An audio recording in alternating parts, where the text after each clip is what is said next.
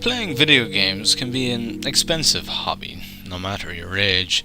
Sure, video games can be as low as $5 or $10, but not everyone is able to afford video games, no matter the price. It doesn't have to be an expensive hobby, however, as long as you know where to look.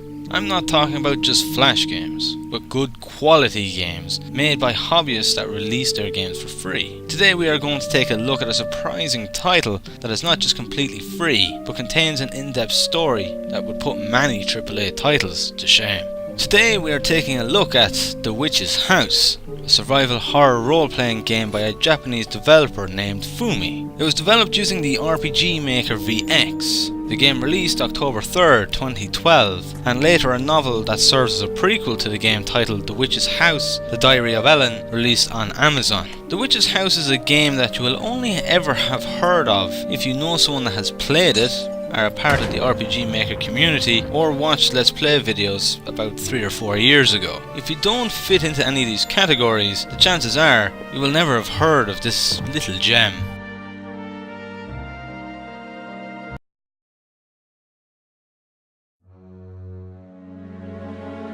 The RPG Maker engine has always been something that a developer will use when they have a good idea for a story, yet do not have the experience, budget, or perhaps know-how to use something like the Unity or Unreal engine. It allows them to create a game using their story while keeping the game development to a simple level. The Witch's House does exactly this, and its story is what you play it for. You take on the role of a girl by the name of Viola, who finds herself trapped within a forest. The exit is blocked off by overgrown roses. With no alternative, Viola enters a big house within the distance, known as being the home of a witch. To escape, Viola must journey through the house and uncover the truth behind it, and the supposed witch that resides within. To say any more on the story would ruin the entire point of playing it. The Witch's House is a clever tale, one that is well paced and gives the illusion of being far simpler than it actually is. There is far more to it than meets the eye, and it is something that pleasantly surprised me. What at first seems like nothing more than a puzzle game that loves to kill you in any possible way quickly turns into this interesting tale that makes you think. It really is an enjoyable story to experience.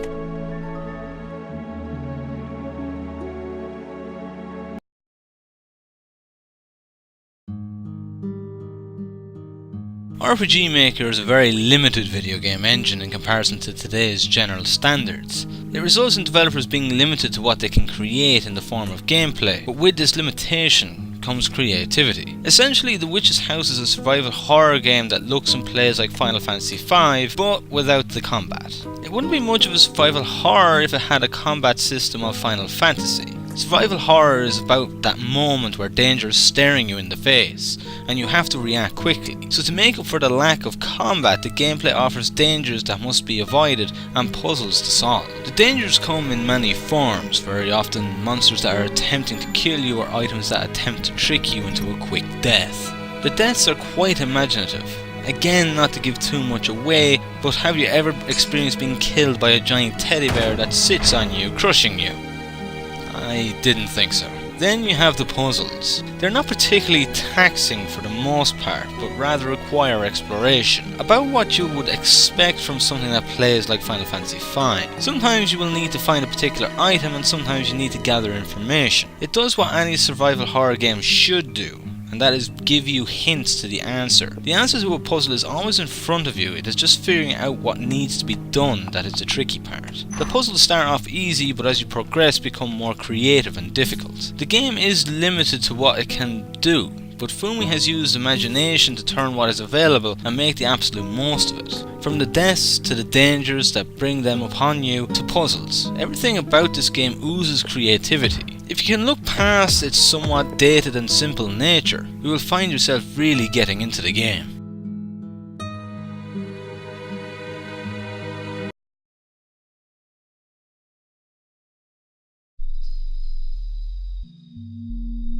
The atmosphere of The Witch's House is really well done. The house is poorly lit, often lowering your visibility of a room or hall. It gives this constant sense of loneliness, yet you feel that there is danger around every corner. This sense, mixed in with the many dangers of the game, induces paranoia within the player. You begin to think that everything is trying to kill you. Yes, there are lots of things, even those you would think can't, but will kill you, and you begin to question everything. There's one specific part of the game that was the absolute highlight of the atmospheric horror.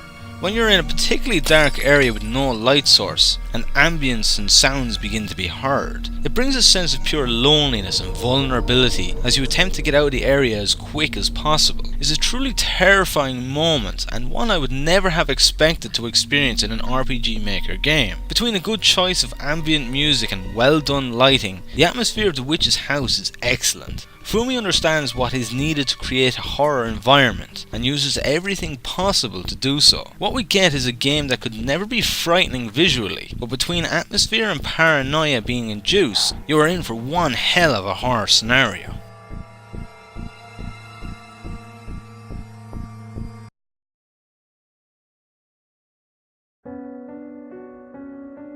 There is little more I can say about The Witch's House. Doing so would ruin the experience if you are yet to do so. It really is a game worth checking out, whether it is for the sake of just looking for something to play or looking to experience something new. You may just find a game that really interests you, and best of all, there are no risks. It's completely free. It is a game that uses its simplicity to surprise you. Upon looking at it, you would never think it would have the depth that it does. It is that which makes this horror game so special. Everything about it is not expectant, and it never ceases to surprise you. For a first time playthrough, you will get through it in roughly 2 hours, depending on how quick you are to solve the puzzles. Further playthroughs shouldn't take any more than 30 to 45 minutes. There are also 3 different endings to the game, along with a 4th rather sneaky one, giving the game replayability. To play it, all you need to do is download the game and RPG VX, both of which you can find the links to in the description below. So what are you waiting for? Download and enter The Witch's House.